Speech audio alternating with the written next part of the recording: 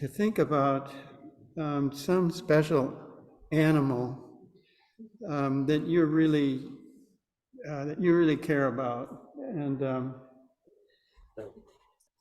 just have that in mind while Chris plays this song.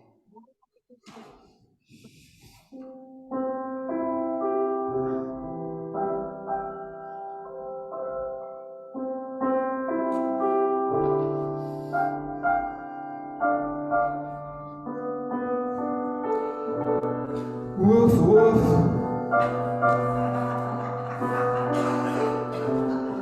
Woof, woof. Woof, woof.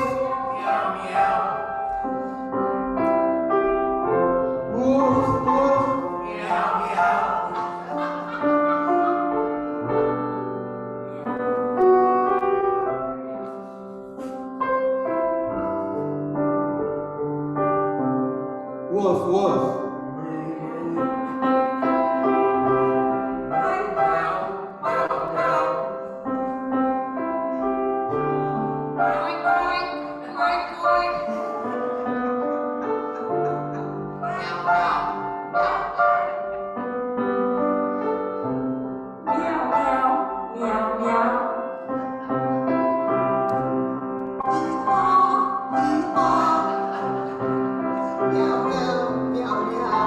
Meow, meow.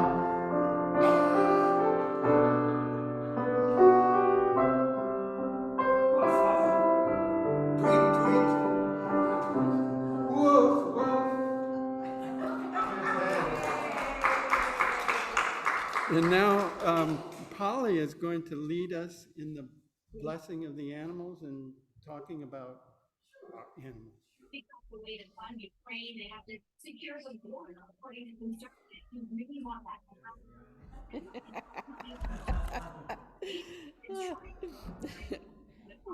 It's okay.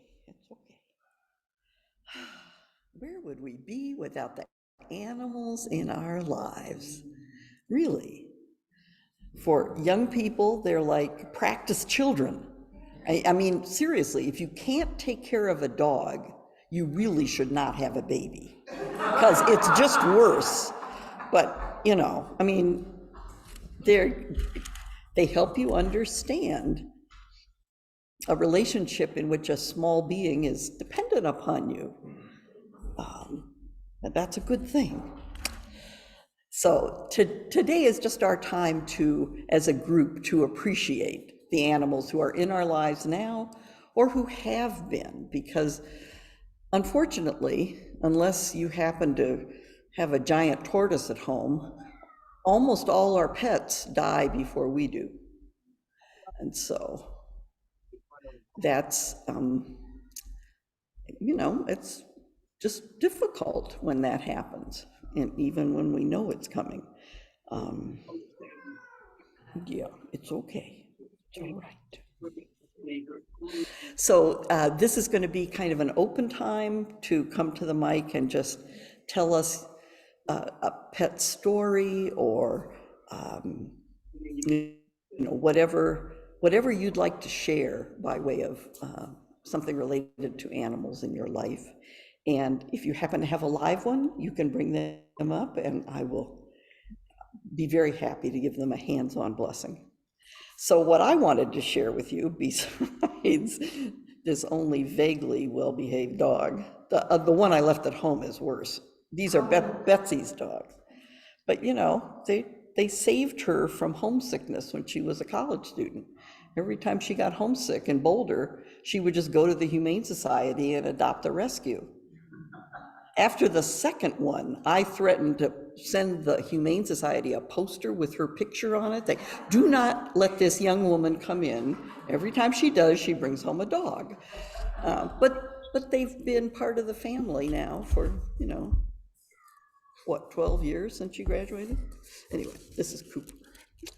But what I did want to share with you particularly today, in our poetry series, a couple of weeks ago, we talked about Mary Oliver, who many of us love.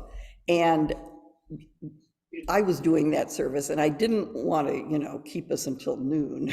So I cut out like a ton of really good stuff. And one of the things I didn't talk about was Mary Oliver's poems about dogs. She and her partner loved dogs. They always had dogs, and usually more than one at the same time. And she wrote poems about them. She wrote stories about them. They were, their extended family. So there were two particular poems, short poems, that I wanted to share with you about one of her very favorite dogs, whose name was Percy. If you read the newsletter, you saw the picture of Mary Oliver looking at this little curly white-haired dog, looking as if like they're having a conversation. That would have been about right. That was kind of the way she approached her dogs, but Percy in particular. So this is part of the Percy series, and it's the first one. Our new dog, named for the beloved poet, ate a book which unfortunately we had left unguarded. Fortunately, it was the Bhagavad Gita, of which many copies are available. Every day now, as Percy grows into the beauty of his life, we touch his wild, curly head and say, "O wisest of little dogs." So there's a whole series of Percy poems, but the other one I wanted to share is called "The First Time Percy Came Back."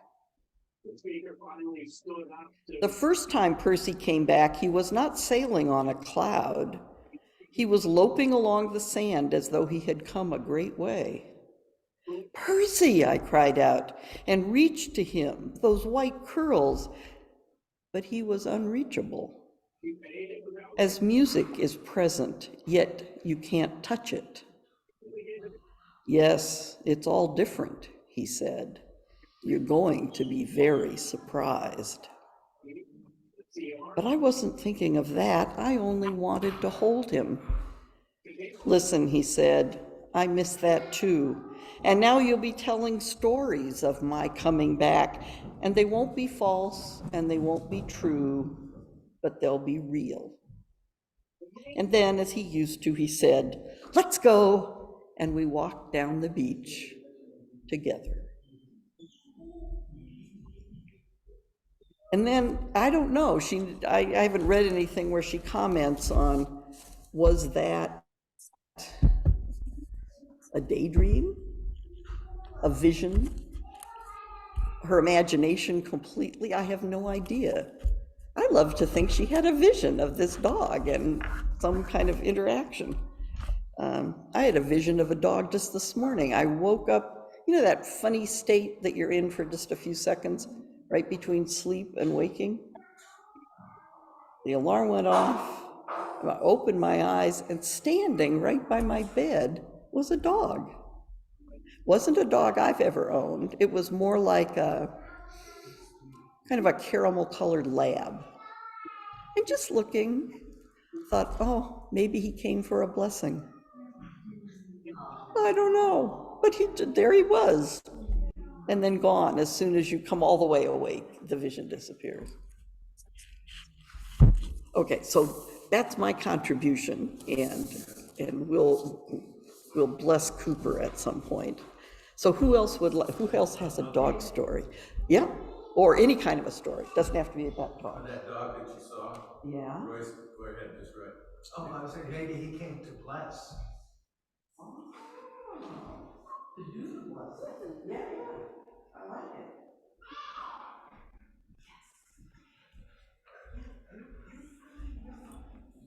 Boo. This is a story about our last two members of our family. This is Priscilla von der Morgensen, that we called Paige. And our last dog was Morgensen Baby Ruth, and we called Candy.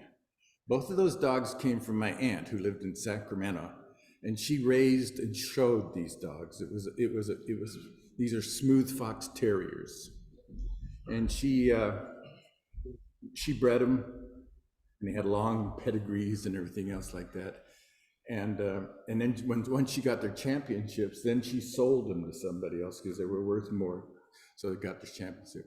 So Paige, we got Paige because she didn't want to sell Paige, even though Paige had her championship. She didn't want to sell Paige because Paige had a foot that turned in. So that's not good to have in your pedigree and everything like that. So we were lucky enough to end up with Paige. So we had Paige for quite a while. And one time our son-in-law came down and he took these 3 pictures.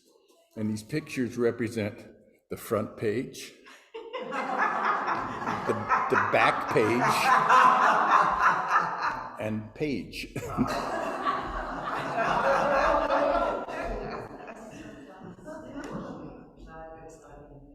So I didn't realize, I mean, we've had this hanging up for so long in our house since we've had it, but I didn't realize that at the time that I was going to get to see the last Paige.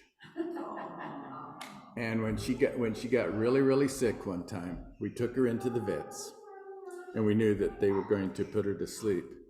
So Sammy and I were blessed with being able to sit while I held Paige the whole time, from the time that we got to the vet until they finally gave her her shot, until she finally passed away. She passed away in my arms. So I got to see the last Paige.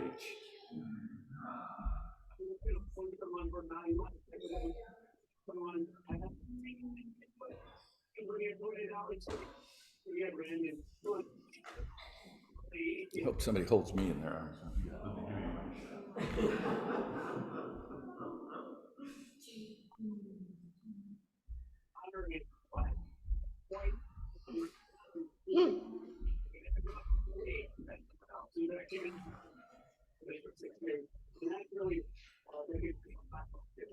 I'm going to tell you a story about my father's dog named Major, and he loved to tell his story.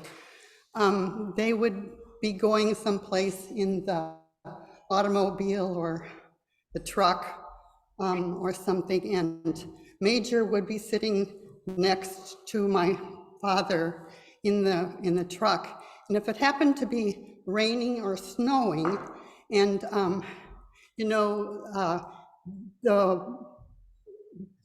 he didn't have vision, the dog didn't have vision, so he wanted Dad to help with making the windshield wipers go on his side too, and so he would, paw my dad until he was, able to make it clear for him too.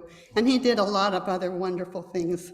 One of them was saving my dad's life, and I don't know exactly how he did that, but my dad always told stories, and often the same ones, and they weren't always the same. Oops, excuse me.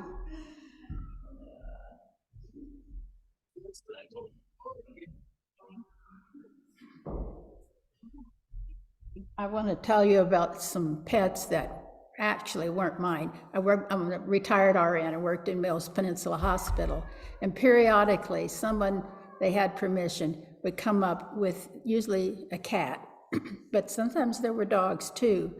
And certain floors, like on pediatrics or other ones, they bring the animals around, and it's to see people that look like they were out of it, and then you bring an animal, and then it's like new life, it recharged everyone's battery.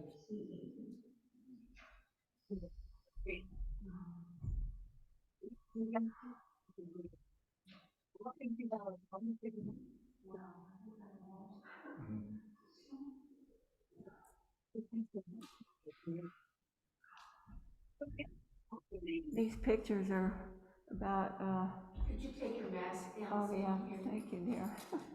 Think about that. And if you speak in the microphone so that people on Zoom can hear you. Oh, over on Zoom.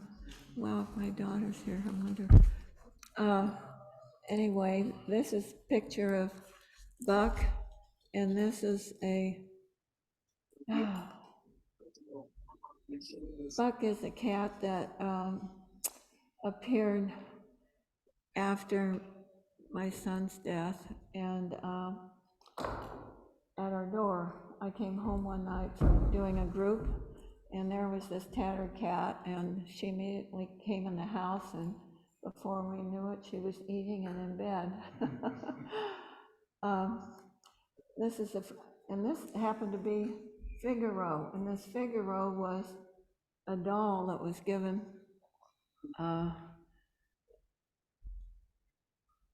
by my son to his son before he died. And so it was exactly the same cat as Buck was. And, anyway, it was quite a life. Buck got his first shot, and I happened to see that it was bulbous right away, and so I took him to the vet, and he had cancer.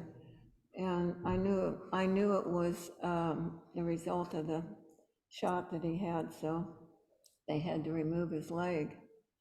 And here's when he was shaven a little bit. I don't know if you can see any of these. I can even pass it around. And anyway, he was with Raymond all the time after his father died.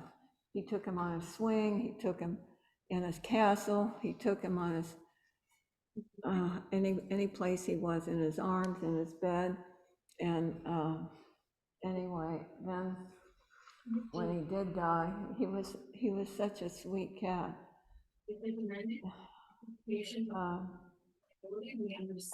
I tried to keep him alive, and I did for about a month on my dining room table, giving him injections under the skin, just to keep him alive for a bit, because he wasn't in pain, but yeah, that was his end, and we knew it. But anyway, it was just, he was so wonderful. I have his ashes, and 2 other cats' ashes on my bookcase.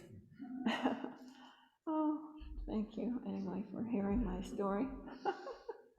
Thank you.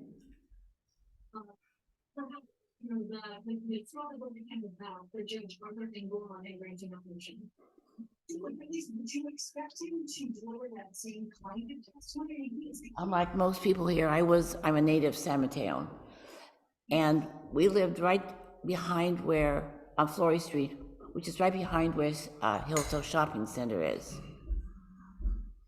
And it's a street that goes from 31st all the way through 25th. So we first got a dog, Pandy. I don't have a picture of Pandy, but the Pandy had to be outside. My father was allergic to animal hair, dust, and melons, and plus other things. So I'm assuming it's a woman, a female. She stayed outside. We had a dog house. And because Dad's mother did not like cats, we had a dog and a cat shakers. The salt had to be in the dog shaker, and the pepper had to be in the cat shaker for her. So we did that, and she was she lived in Palo Alto, so we always saw her. But then we did keep her house. Then she kept running away. And if you know where St. Gregory's is, they kept calling us and saying, "We have your dog." So finally, my parents decided we just can't do this. Dad would fix it up so she couldn't get out, but she would still get out. So then we got 2 cats, Fuzzy and Wuzzy. Mine was Fuzzy, Wuzzy. My sister was Fuzzy. If you know the little saying, Fuzzy was a bear, Fuzzy Wuzzy had no hair. Was Fuzzy Wuzzy? I don't know anything about that. So Wuzzy, we lost Fuzzy soon, and we think he was killed by a car. And Wuzzy came home limping, with her her hips kind of broken. So from then on, she always hated cars. And if we came in with a car, she would go into the garage and get on it, but she would never get on it if we were leaving. So she had 3 sets of kittens. And we think that, I think the second one is she was in the house, she was not an indoor cat. And I walked into my room and she had 3, we took her out. She had 4 kittens. And she was so mad at us. So then we took the kittens out to her. So she came back against us later. The next batch she had, she decided she was not going to let us get to those cats. So you know how cats will put their mouth on the teeth on the animals. She took the cats from the south end of our house, where the garage was, all the way to the north, into between ceiling and roof. I was too big to get her down, so a neighbor had to get all 4 of them down. So that's our things with our cats and dog. Oh, she was calico. I have to tell you about this story. I've had some great cats in my life. I mean, cats are great. And Tina, you remember Shayna Bell? So Shayna Bell Lapine, for Beautiful Pretty Rabbit, or Pretty Beautiful Rabbit, because she kind of hopped down the stairs, but I rescued her from the veterinarian on Holly Street in San Carlos. I had to let one of my kitties go, and while I was there letting my Cleopatra go, I noticed there was a cat they had in a cage in the lobby, and she had kittens, and all the kittens had been adopted, except for I think they called her Misty. And I woke up one morning, and a month after I had let Clea go, and I thought, I wonder if that little kitty's still over at the vet.